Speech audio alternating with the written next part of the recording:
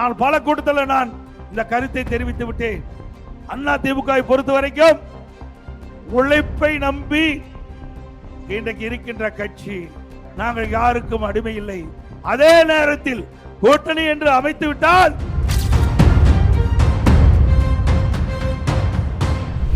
ஸ்டாலின் போற பக்கமெல்லாம் பேசுறார்.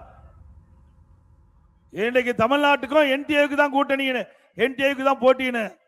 திரு ஸ்டாலின் அவர்களே, இதுல தமிழ்நாட்டில் நடக்கிற தேர்தல், தமிழ்நாட்டில் யார் ஆட்சிக்கு வர வேணும், யார் ஆட்சி அகற்றப்பட வேண்டும் என்கின்ற தேர்தல்.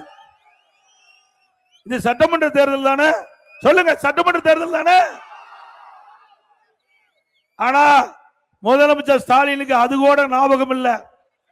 இன்னைக்கு பெரும்பாலும் பேசிக்கிறாங்க கட்சியை சேர்ந்த நிர்வாகிகளே, திரு ஸ்டாலினுக்கு அடிக்கடி மறதி அதிகமாகி போயிட்டுதுன்னு. அந்த மறதி அதிகமான காரணத்தினாலதான் தமிழ்நாட்டு சட்டமன்ற, தமிழ்நாட்டில் யார் ஆட்சிக்கு வர வேண்டும், இன்னைக்கு தமிழ்நாட்டில் இடம்பெற்ற சட்டமன்ற பொது தேர்தல் இன்னும் அடுத்த மாசம் அறிவிக்க இருக்கிறாங்க. அதை மறந்து தமிழ்நாட்டுக்கும் என்டிஏவுக்கும் போட்டி அப்படின்னு பத்திரிகையில் செய்தி வெளியிட்டிருக்கார். திரு ஸ்டாலின் அவர்களே, நல்லா கேட்டுக்குங்க. இந்த கூட்டத்தின் வாயிலாக தெரிவிக்கின்றேன், அருமை சகோதரர் மாவட்ட செயலாளர் தாம்பரம், பல்லாவரம் 2 சட்டமன்ற தொகுதிகள் அத்தனை வாக்காளர் உறுப்பினர்கள் குழுமி இருக்கின்ற இந்த அரங்கிலே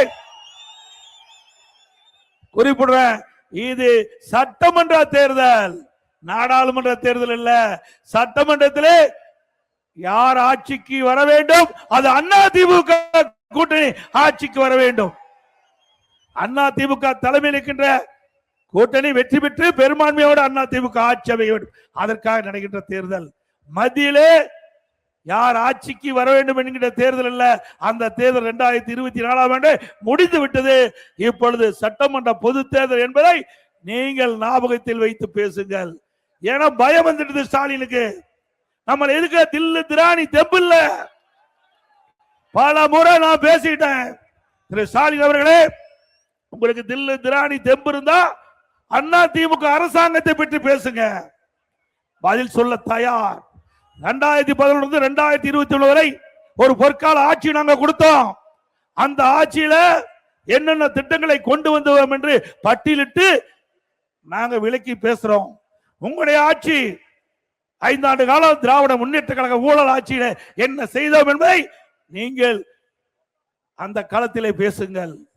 நாட்டு மக்கள் இதை கேட்கட்டும்.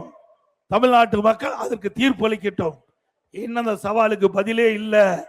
ஆக ஸ்டாலின் அவர்களே, வேண்டுமென்று திட்டமிட்டு ஒரு அவதூறு பிரச்சாரத்தை, ஒரு பொய்யான பிரச்சாரத்தை மாய உலகத்திலே நீங்கள் வாழ்ந்து கொண்டிருக்கிறீர்கள். ஆக உண்மையிலேயே தமிழகத்தில் நம்மை எதிர்க்கக்கூடிய சக்தி திமுகவுக்கு இல்லை என்பதை நிரூபணமாகிவிட்டது. இன்னைக்கு எப்பொழுது பார்த்தாலும் பேசுகிறார் எடப்பாடி பழனிசாமி டெல்லிக்கு அடிமை என்று. திரு ஸ்டாலின் அவர்களே, நான் பல கூட்டத்தில் நான் இந்த கருத்தை தெரிவித்து விட்டேன். அண்ணா திமுகவை பொறுத்த வரைக்கும் உழைப்பை நம்பி இன்றைக்கு இருக்கின்ற கட்சி. உழைத்து மக்களுக்கு நன்மை செய்து மக்களுடைய நம்பிக்கை பெற்ற இயக்கம் அண்ணா திமுக இயக்கம். ஆகவே நாங்கள் யாருக்கும் அடிமை இல்லை. அதே நேரத்தில் கூட்டணி என்று அமைத்து விட்டால் எங்களுடைய நிர்வாகிகள், தொண்டர்கள் இரவுகள் வராமல் கூட்டணி வேட்பாளர்கள் தன்னுடைய வேட்பாளராக கருதி வெற்றிக்கு பாடுபடக்கூடிய இயக்கம் அண்ணா திமுக இயக்கம்.